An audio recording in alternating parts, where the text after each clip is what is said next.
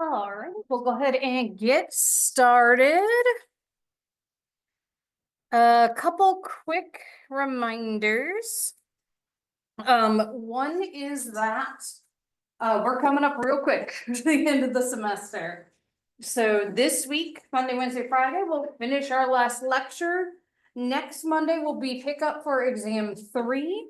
Exam 3 will be due at the time of your presentations for your infographics, which is during our scheduled exam time a week from this Saturday, so almost 2 weeks from today, December 14th.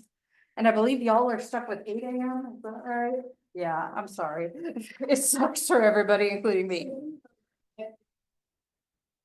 What's that? Where's our last day, could be coming for it, who's on the comment? Last day of actual class is a week from today. And that'll be a day you just pick up your exam unless we have any lecture left over, and then we'll finish it real quick and then I'll give you your exam.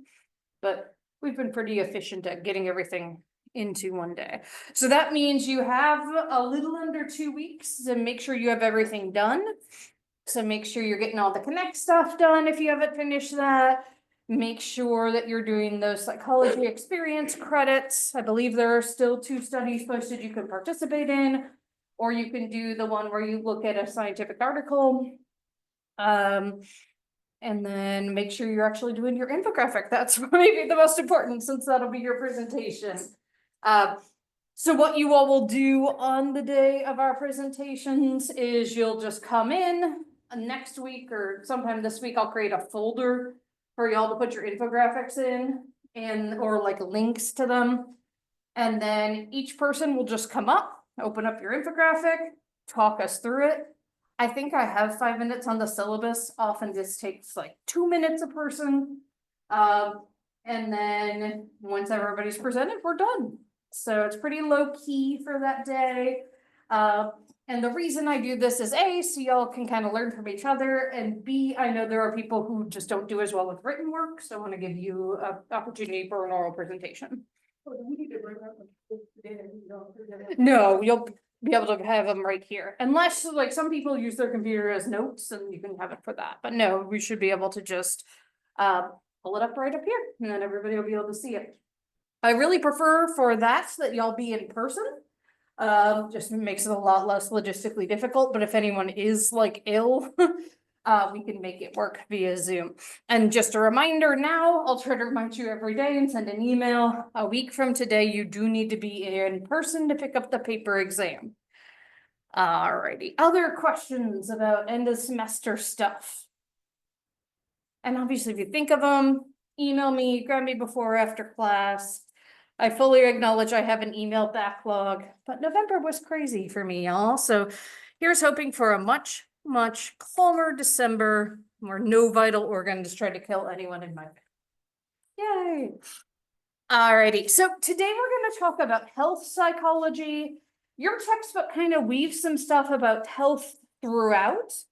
But this is a really important subfield in psych. This is really, I would say, probably the fastest growing area in psychology. This is where a lot of jobs are. If you're at all interested in the healthcare field, this is a really nice opportunity to sort of integrate that with psych. And you can be a clinician. So I did a bunch of health psych stuff when I was in graduate school. I'm going to talk about some of it with y'all in this lecture. But for example, I did rounds in the hospital. I visited everybody who came in for psychological issues or who had drugs or alcohol in their system. I did pre-surgical evals and therapy for folks about to undergo bariatric surgery. We'll talk about that. We'll probably get to that one Wednesday. I worked on a spinal cord injury unit. So folks that had some sort of spinal cord injury, usually some sort of paralysis or at least mobility limitation. I worked in a breast cancer clinic, an HIV/AIDS clinic, a multiple sclerosis clinic. I'm missing something. Oh, I did blind rehab, which was one of my faves. Those guys were like really well adjusted, and sometimes I got to meet their guide dogs. And so it was just like supportive. I worked on med rehab, so folks who had heart attacks, hip replacements, things like that, who needed to be inpatient to get their care. I think that's all the health psych stuff I did. I've also just done some like visiting with patients in the hospital who needed a psych consult, so lots of different options. One thing I personally haven't done, but is an area where there's a lot of jobs for psychologists now, is a lot of private practices, especially bigger private practices, are now integrating psychologists into their office. So let's say they get a client who has depression, rather than being like, here's referral information, call this person, they literally just walk them down the hall to the psychologist and they get seen that day. So lots of really cool opportunities for collaboration and again, great job opportunities. All right, so we're gonna start by talking about HIV/AIDS, because when I worked with folks with HIV/AIDS, when I was on my internship, that residency, my last year of grad school, I learned quite a bit about it that I think even 40 years after the 80s, when the AIDS epidemic was really rampant, a lot of people don't know this info. So HIV stands for Human Immunodeficiency Virus. So it's a retrovirus, it's made up of RNA, and then it converts to DNA, and then it's incorporated into your cells. And approximately 1.2 million people in the US are infected with HIV. And I just saw this morning on Instagram, Essence magazine had posted that the highest rate of like new infection is among African American women, much, much higher than like their percentage of the population. So it's something that, you know, again, we tend to think of AIDS, I think, as like something that only affects gay men, but in fact, it can affect anybody of any gender identity or sexual orientation. So when you first get infected with the virus, it basically goes in your body and multiplies, starts kind of taking over, and you essentially can just feel like you have the flu. You might get a rash. And then what will happen is over time, you'll have a gradual deterioration of your immune function. This specifically attacks your immune system. Some people feel okay during this gradual deterioration. This can last up to 10 years. But what's so insidious is the entire time the virus is attacking your immune system. So how do you tell if you are infected? Well, clinically, there's a couple different numbers that the doctors look at. One is the CD4 count, and that's probably the biggest one they look at. And this is a count of your T helper cells, which are a really important part of your immune system. Healthy folks, probably everybody in this room and on Zoom, would have 800 to 1500 CD4 cells, use T helper cells in 1 milliliter of blood. People with HIV will often have this drop and drop and drop, and sometimes it'll be under 500. Again, for average, it's 800 to 1500. And when it gets to that point of being under 500, half of your immune system, your immune reserve, has been destroyed. At that point, even what would be like minor infections for us, things like a cold, things like a fungal infection, a yeast infection, warts, cold sores, can occur more often and get, like they attack you more. It takes longer to get over them.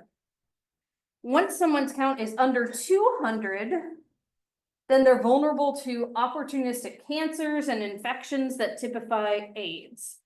In fact, a CD4 count under 200 is diagnostically when we decide that someone has moved from HIV to AIDS, and we'll go over AIDS on the next slide. So the vast majority of people who at least are diagnosed early kind of don't progress to that AIDS stage. They stay with HIV. They never quite get that bad. The other thing they look at is viral load, which is just the amount of the HIV virus you have in your blood. And it's similar to CDC, it's the copies of HIV per 1 milliliter of blood. Treatment should be offered to anyone who has over 100,000 copies per milliliter. And then what's really cool is that our medications for HIV and AIDS are so good now that you can have your HIV totally controlled by medication to where your viral load is undetectable.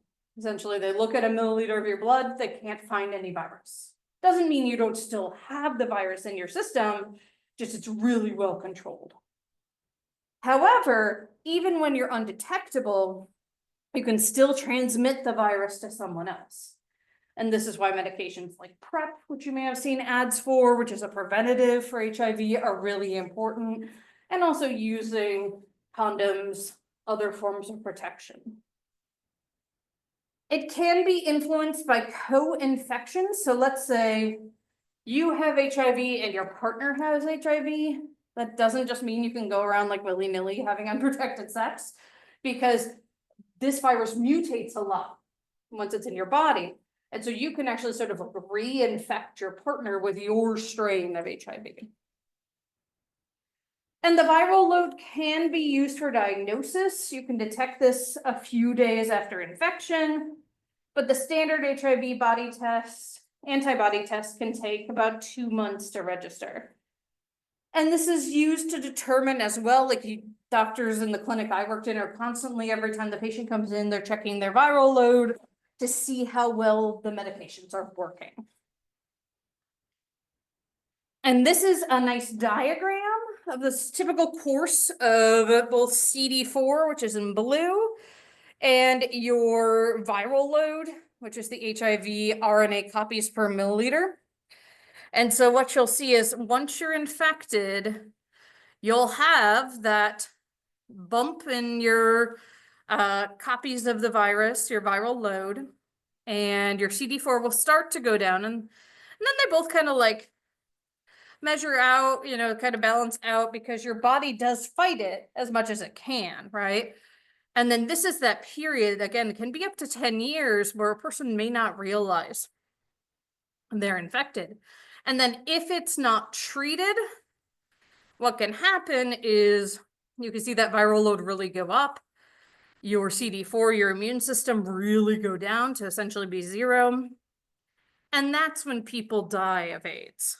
And oftentimes when people die from this disease, they actually die from something else, right? So they might die of like strep throat because they got it near the end of this disease progression and it affected them so much more than it would someone without this virus, right? So this is actually a problem in the 80s and 90s, is they would document like those minor things that the person died of rather than actually dying of HIV or of AIDS. And so we didn't have good numbers on that. A little bit of that happened with COVID as well, where people were documenting, oh, this person died of like the flu or a virus instead of saying COVID. So some of our numbers for COVID are not great either. So AIDS, again, that sort of final stage is acquired immune deficiency syndrome. Now, what happened in the 80s is that we didn't have any treatments. And in fact, it was hard for people to even get hospital treatment. People called AIDS the gay cancer at that point. There was a lot of stigma associated with it. People didn't want to treat these folks. They were afraid of getting it themselves. Oftentimes after someone died, the family would like struggle to get the person's body to have a proper funeral. And so what happened in the 80s is because there were no treatments, people would jump to AIDS fairly quickly and die horrible deaths, unfortunately. And so when your CD4 count is under 200, or you have HIV and then you get an opportunistic infection, that's when you develop AIDS, when you would be diagnosed with AIDS rather than HIV. And opportunistic infections can include lung infections, skin cancers, fungal infections like thrush or yeast infections. A few people will die within a few months after infection, but many live life for years and years, particularly if they're diagnosed and seek treatment. I don't know if, well, I guess he still like does some commentary if folks know who Magic Johnson is. But it was a big deal when he was diagnosed with HIV. Because everyone thought, oh, here is this basketball player in his prime, he's gonna die, right? And that was like 30 years ago, and he's still alive. Now, granted, he's very rich, right? So he's been able to access top of the line care, probably pay out of pocket for stuff before it was covered. But more and more people are living a life just like him on sort of normal incomes because of the treatments that we have for it. The biggest thing we have is antiretroviral therapy. So if you remember, I said HIV is a retrovirus. And there are different classes or types of these medications, and each attacks the HIV virus in a different way. So some of these medicines block the HIV RNA from being used to build DNA. So they will stop the reverse transcriptase enzyme that would build the HIV DNA. So it avoids having the DNA of the HIV virus injected into your cells. So why that's important is once the HIV virus is in your cell, when your cells themselves replicate, they're just replicating the virus with them. So it's like using your body against you. So if you could stop that, great. There are other antiretrovirals that their job is to attach to the points on cells where HIV viruses would typically inject themselves into the cells, so they block that from even happening. And then there are there are types where they would just prevent HIV virus from inserting its genetic code into the human genetic code. So lots of different places. And in fact, most people are on a combination of these medications. The problem is, as you can see on this slide, drug resistant. So as the virus multiplies, it mutates, and then the same drug, maybe that's worked for years, may no longer work. So usually you combine multiple different times of antiretroviral therapy to prevent this from happening. At this point, we have no known cure for AIDS. We're getting really close. There's been some evidence of like some injections they're able to do that seems to, if not cure it, at least keep it like totally undetectable for a long time. These drugs, though, again, as I said, they're life-saving as long as you take them consistently. You have to take them every day. It's kind of like birth control. If anyone takes birth control, so yeah, take them every day at the same time. Don't miss it, right? And then that will be good.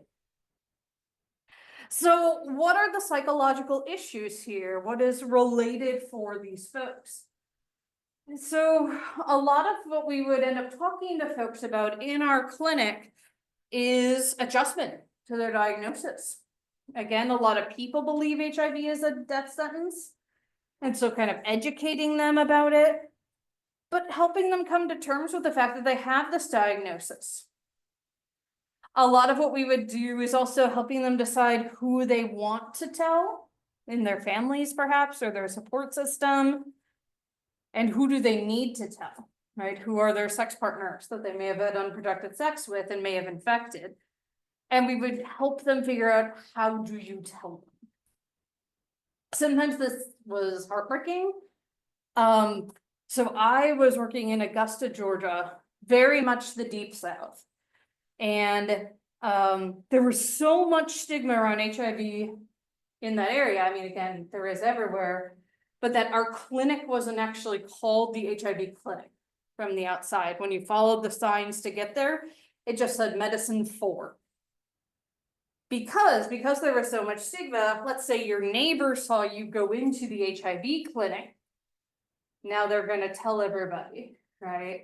And you're gonna face, I don't wanna say shunning, because that's like an Amish term, but kind of shunning, right? Kind of being ostracized from your community. At least at the time we were there, the largest rate of infection came from Men on the down low, the DL, if you don't know what this is, these are heterosexual men who also have sex with men. There's actually like a term, men who have sex with men, MSM, in the literature.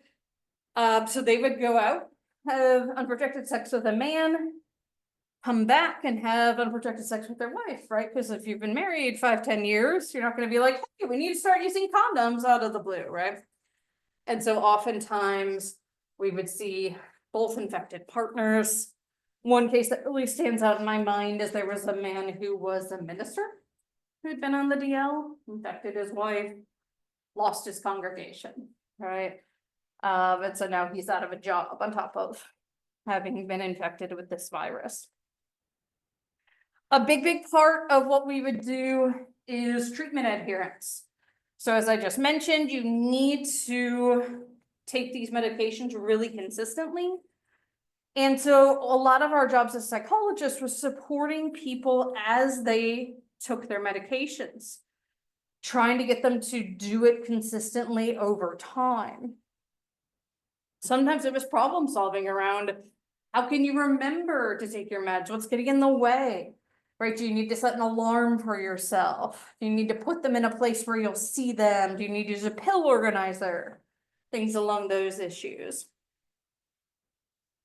And also for folks who, were 3-4 years out from diagnosis, dealing with the fatigue of treatment and adjusting to realizing like, I'm gonna be on these medications for the rest of my life.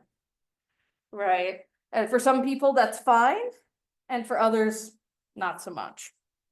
So you really work with folks to motivate them.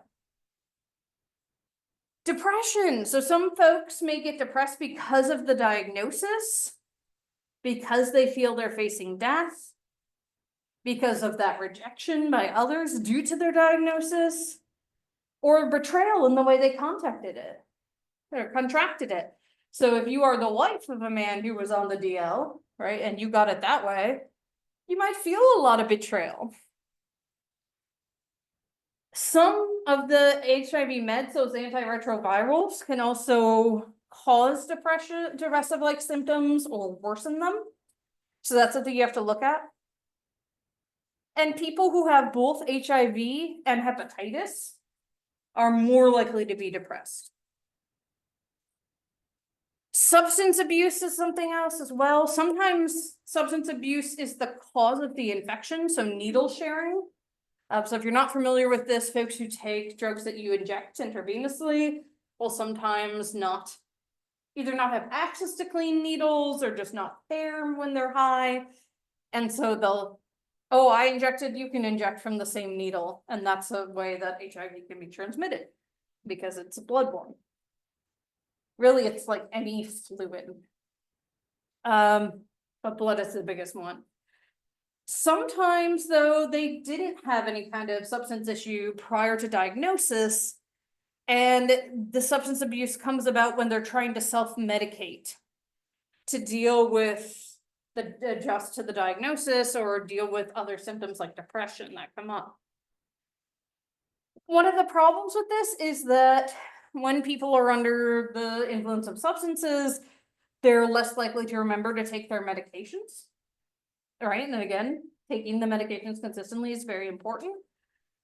The other problem is some of those illegal substances can interact with the antiretroviral drugs and make them less effective. People who smoke cigarettes, in particular, are more likely to suffer complications from HIV meds than those who do not. Also, smoking cigarettes when you're HIV positive increases the risk of some long-term side effects like osteoporosis, which attacks your bones and joints. Social support becomes very critical. This is so important for folks with HIV. So again, as psychologists, our job was to try to encourage them to talk to other people, to have at least one person who they can talk to about what's going on. But that can backfire, right? Because let's say you talk to someone you think is going to be okay with it and they're not. Now that can lead to rejection or lack of social support. And folks who are especially newly diagnosed often feel really isolated in general. So one thing that's really interesting Two is that this gets tricky if you're talking to a sexual partner. So in Georgia and also in Virginia, non-disclosure of HIV status with a sexual partner is a crime. So according to the Code of Virginia, it's a crime for someone who's HIV positive to intentionally transmit the infection to someone else via sexual intercourse, oral sex, or anal sex. In doing so, they can be charged with infected sexual battery, which is a class 6 felony. It's also a crime for someone who is HIV positive to have sexual intercourse with a partner without informing the person about the infection. So the first one was like intentionally transmitting it. This is like, you're not trying to transmit it, but you're just not telling the person. And then you can be also charged with that infected sexual battery, which in this case would be a class 1 misdemeanor, not a felony. I believe with both of those, you would be put on the sex offender registry as well. So again, if your sexual partner is someone you want social support from, you have this like legal obligation to report to them. So that makes it more difficult to time it the way you want to, right? To talk about it when you're ready. Trauma can be a big part of this too. Sometimes they're infected through a sexual trauma, like a sexual assault. And they can suffer from post-traumatic stress disorder. And so that makes small things throughout the day just feel overwhelming and extra stressful. And it sometimes means that medical care can feel invasive, can activate those PTSD symptoms. And then as it progresses, if you aren't carefully managing it, what can happen is HIV-associated dementia. This gives a lot of symptoms that are similar to like Alzheimer's dementia. And so they'll have word finding difficulties, forgetfulness, they move more slowly than usual. They'll have problems with their visual motor skills, problem with things like writing. Their coordination will deteriorate. They'll have trouble with what's called executive function. So that's like organizing and planning things. They'll have a lot of apathy and irritability, and they can even have symptoms of psychosis, where they're having hallucinations and delusions. Again, that's more rare, but it is something that sometimes a psychologist might have to support an infected person and their family through. So what sort of interventions, therapeutic interventions do we do? How does psychology get involved? So the way that I was involved was through consultation. So we would go into the HIV primary care clinic, we would sit in the doctor's room, and then every newly infected person we would go see. And then for recurrent patients, the doctors would tell us, we need you to go in and see them if something was going on. So like one time the doctor was like, you need to go in and see this guy. I went chatted with him, and he was like currently having visual hallucinations. He told me like, I know it's not really there, but I'm seeing this right there.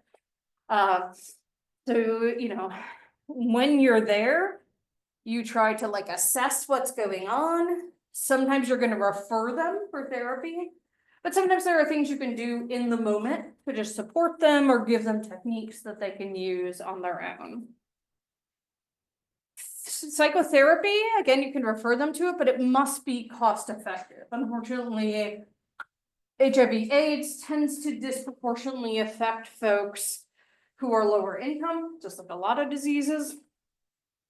And so you can't expect them to have really good health insurance and be able to pay $100 a session out of pocket, right? So like where I worked, there was grant money so that folks could get like low cost or even no cost therapy. So the therapist was paid by the grant rather than by the person themselves. I'm just realizing a couple other people signed on, so I'm just gonna make sure that I get them here.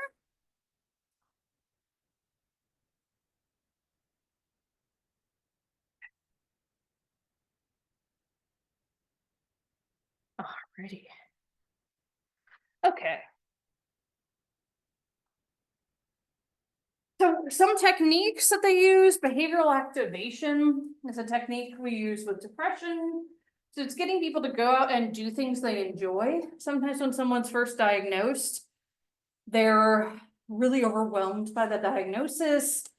They just sort of self-isolate and they're afraid they're gonna somehow infect someone by touching them. So it's like, no, it's still okay to go out, right? You're only gonna infect someone if like your blood mixes with their blood or your sexual fluids mix with their sexual fluids. I think I remember reading somewhere like, in theory, you could infect someone by making out, but you'd have to exchange like a gallon of saliva, which just sounds disgusting, right? So you should be able to still like kiss people and things like that. Problem solving around various issues in their life. Okay, this person won't talk to you anymore. Who else can you talk to? Okay, we're having a trouble, taking the meds. How can we problem solve around this?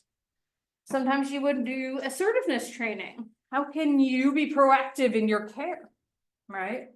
How can you be proactive at your workplace? At getting what you need. Sleep hygiene, anxiety interferes with sleep. Sometimes the symptoms of the virus can interfere with your sleep. So giving them ideas about how to get to sleep and stay asleep. Part of that can be relaxation training. So doing things like progressive muscle relaxation or meditation is a big one that we do now. And then pain management. Sometimes the symptoms or the side effects are really painful. So working with their doctors to think about how we're going to do that medically, how can we also do that psychologically? And so there's a lot we can do, again, with meditation, relaxation, that can help to mitigate some of that pain.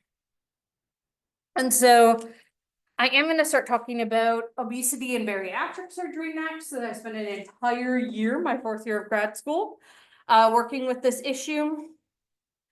Since then, when I was there, I was very much like, yeah, this is great. Let's support these folks. And I still am that. But I think learning more throughout grad school and then through like my own continuing education since then, I'm a little more skeptical of bariatric surgery as like a magic cure-all. And I also think that we need to think about the implications of telling people let's drastically alter how your digestive system works just because we don't think you should be fat, right? So there's a lot of evidence to suggest that obesity is actually not the cause of a lot of the physical problems that we associate with it. It's often yo-yo dieting, so like losing weight, gaining weight, losing weight, gaining weight. That seems to cause things like heart issues, diabetes. And there are people who were obese but had no medical issues. And so it's like, yeah, maybe we try to improve your range of motion, things like that, but like, why do we again need to like drastically change your digestive tract if you're not actually having any negative medical consequences?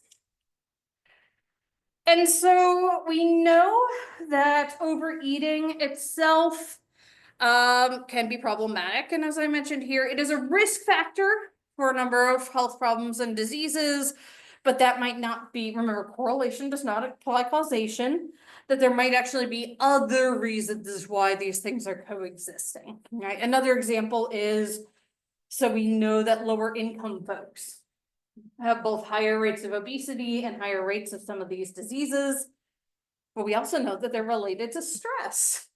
And when you're lower income, it's very stressful, right? You're just sometimes trying to figure out how you're going to get food on the table. You're not going to have time to like go work out, right? Because maybe you're working 3 jobs. And so these are much more nuanced than I think people originally thought. And unfortunately, some people still think. So obesity is common. It's about a third of folks in America would be considered obese. And about 2/3 of Americans would be considered overweight. So having a BMI over 25. Some research suggests these numbers are inaccurate. We also know, if you're not familiar with the term BMI, it stands for body mass index. And we know that is not an accurate indicator of health. It's not even an accurate indicator of fat. So BMI is just a calculation of weight to height.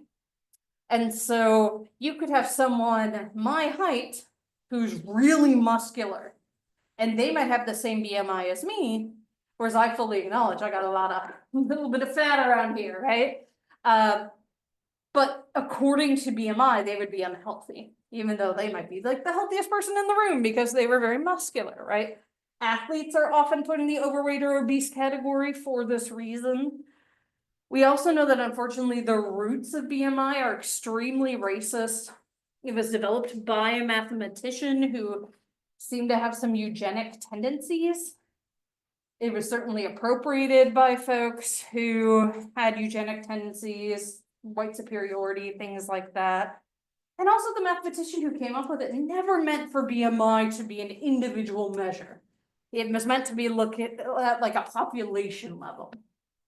So just a caveat with BMI, it's problematic. Oh, and then I should tell you my favorite fun fact about BMI, which is that in the 90s, it randomly, like the cutoffs got changed because they thought they were too hard to remember. So I think it used to be like 26 point something was where overweight started, and they were like 25 is just easier to remember. And there's like no scientific or health research showing that that actually makes you more at risk. It's just easier to remember. So those are my caveats about BMI. But we do know that nutrition is important regardless of your health, regardless of your weight, regardless of your body composition. So numerous studies demonstrate a link between patterns of nutrition and health. So we see increased cardiovascular risk from consuming a lot of foods that raise your cholesterol levels. Cholesterol is related to fat. We know that fat and things related to cholesterol can block your arteries, cause things like heart attacks or strokes. Also, too little fiber in your diet seems to be related. And again, these are all risk factors. None of these, as far as we know, are causal, because to really determine something is causal, we'd have to do a longitudinal study where it's like, okay, you are going to never eat red meat your entire life, right? And we just don't do that. But yeah, high intake of red meats, I think, again, because they're fatty, can be linked to cardiovascular disease. So what is the basis of poor nutrition? Most nutrition problems can be due to ignorance. Often we don't really know what's actually good for us. Also poor motivation. It takes a lot of effort to change your diet, right? But maybe one of the biggest things is access. So do you have the money to buy a variety of foods? Do you have access to a grocery store? There are places, particularly in urban areas, cities, where we have what are called food deserts, where within walking distance, there is no grocery store, but there might be like a 7-Eleven. And that's where you have to get most of your food. So it might be easier for folks to go to McDonald's for the same amount of money or less than paying to take a bus to the grocery store, buying your groceries and paying to take the bus back. So that's a big thing as well. 70 to 80% of adults have a diet that's deficient in one or more basic nutrients. So this is, again, not anything related to do with weight, but maybe you're lacking in vitamin D or something along those lines. So nutritional goals in general is to consume a balanced variety of foods, to avoid excessive consumption. Honestly, if anything, one of my favorite memes I've ever seen is like, you could eat just kale, right? Kale is considered very healthy. And that would be a horrible diet, right? If you only consumed kale, you would be deficient in protein and a whole bunch of other nutrients, right? So like too much of anything, even if it's good, is bad for you, right? You need variety. You want to avoid excessive consumption of saturated fats, cholesterol, carbohydrates, refined, especially sugar and salt. But like I said, you want to avoid excessive consumption of anything, right? You want to balance everything. You want to increase consumption of what they call the good fats, the polyunsaturated fats, whole grain carbs, natural sugars, and foods with fiber. One of the biggest nutrition myths in our society right now, based on the popular diets, is that carbs are evil, right? And in fact, so I unfortunately was diagnosed with gestational diabetes when I was pregnant. And the first thing everybody said to me was, oh, you can't eat any carbs, right? And in fact, no, my doctor gave me a very prescribed diet, and every meal had to have at least one serving of carbs, sometimes two. Because again, it was about that balance. It was about getting my body the nutrition that it needed, right? So that's what's really important, is to balance out what you're eating and also not deny yourself the things you enjoy. Because let's say your favorite thing in the world is Oreo cookies, and you're like, I'm not allowed to have those, right? And then you have a really bad day, and you haven't had an Oreo cookie in like 2 months. Maybe you eat the whole package of Oreo cookies, right? Whereas if you're maybe eating one a day or one every other day, when you're really stressed out, you might be like, I don't need to eat a whole thing of Oreos. So again, it's about balance. It's about making sure you have variety. So one of the things that we would work with not only the bariatric surgery patients on, but also people with eating psychopathology of any type, from anorexia nervosa to binge eating disorder, was just to eat regularly. So eating 3 meals and 2 to 3 snacks every day. And again, not surprisingly, this is what I was diagnosed when I had gestational diabetes. I was like, oh, I'm familiar with this pattern, right? So you try to eat every 3 to 4 hours. A couple things happen with that. So for example, for diabetes, what I learned is that prevents like peaks and crashes in your blood sugar. It keeps it more steady. And that's part of what relates to you just don't get as hungry, right? So if you don't let yourself get super duper hungry, you're less likely to overindulge and make yourself feel sick by eating too much, right? You're more likely to eat what you want to eat. And so, and these snacks don't have to be huge. They can be a little package of nuts or a granola bar, or I would have to do like a cheese stick and some goldfish. My afternoon snack, again, I would be teaching, so I have to eat like while I was showing a video, but it would be like peanut butter and apples, right? It can be a variety of things, nothing too big. So the idea is you never let yourself get too hungry, but you want to start to be aware of when you are hungry, when you feel full. And that's easier when you're not like so hungry. I don't know if you guys have ever experienced this, but I've had times where like I either forget to eat lunch or I skip lunch.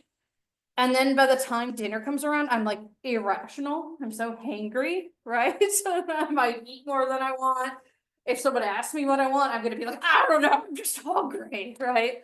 And so when you are not at that point, you can better judge like, this is what I want to eat. This is what I need to include so that I'm eating a balanced diet. And here's when I'm full and I can stop. Because our bodies are not great at telling us when we're full. It often takes about 20 minutes from when we stop eating for those like signals from our stomach to tell us we're actually full. But if you start to like be more in tune with your body, you can figure out, this is what I need to fuel my body in order to get the energy I need. One of the things that was really interesting related to this is I read Olympic gymnast Aly Raisman's autobiography. And she said she was like, oh, I need to eat a low carb diet. I need to go on like these trendy diets. And then she just like wasn't doing well in the gym. And so she finally sat down with a nutritionist and realized like she needed to be eating a lot more food and a lot like different patterns in order to adequately fuel her body for Olympic strength. And so sometimes it really comes down to what's right for you, particularly given what you're asking your body to do, right?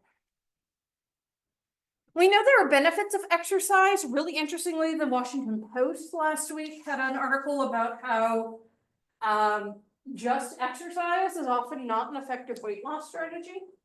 Probably because part of what happens is you start to put on muscle, and muscle weighs more than fat, right? So if you're just focused on the number on the scale, you're not going to see the benefits in the same way as if you're focused overall on like, how does my body feel?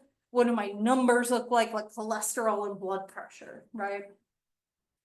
And so advanced cardiovascular fitness, you can avoid gaining excess weight if you've always had a exercise program.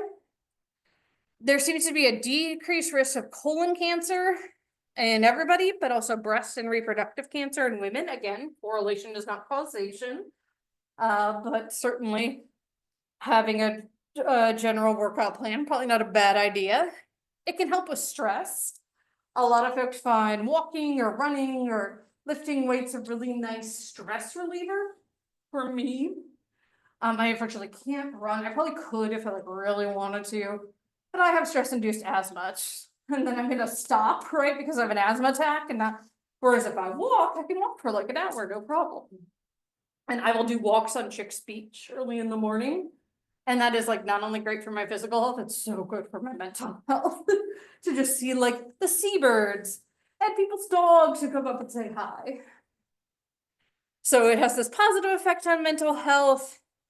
And I love this. It's an increase in desirable personality traits. Again, correlation does not imply causation. It could just be people who have desirable personality traits work out more. So how do you devise an exercise program? And again, I know at Wesleyan, a lot of folks are athletes, so some of this might be redundant for y'all, but for some of y'all, it might be like, oh, how do I get into it? Choose something you enjoy, right? So growing up, my exercise plan was dance. I started out a couple classes a week. By the time I graduated high school, I was in dance classes about 24 to 30 hours a week. Was that healthy? Maybe not, just mentally. But you want something you enjoy, and I genuinely enjoyed dance. And now, like I said, it's walking for me. That's really what I enjoy. It works for me. The other thing I'll do is yoga. You want to increase your participation gradually, right? If you want to start running or walking, don't walk a marathon your first day. Your body will be really mad at you and you won't want to do it again. You want to exercise regularly without overdoing it. I had a very healthy former college athlete roommate in grad school, and she overexercised sometimes. And she got really bad shin splints. Like it was hard for her to just walk around campus. And then obviously that interferes with her wanting to work out. And it didn't work for her. So you want to make sure you don't overdo it. You want to make sure you're properly caring for your body as you engage in whatever exercise routine. And then reinforce yourself for exercising, right? If you really hate exercising, say like, okay, I'm gonna go work out for half hour, an hour, and then I'm gonna binge a couple episodes of my favorite show. Or some people will even like put it on the treadmill, right? So then it feels less like work because you are watching something you like while you work out. Alrighty, I'm gonna stop there for today, and we will keep talking about health psych on Wednesday.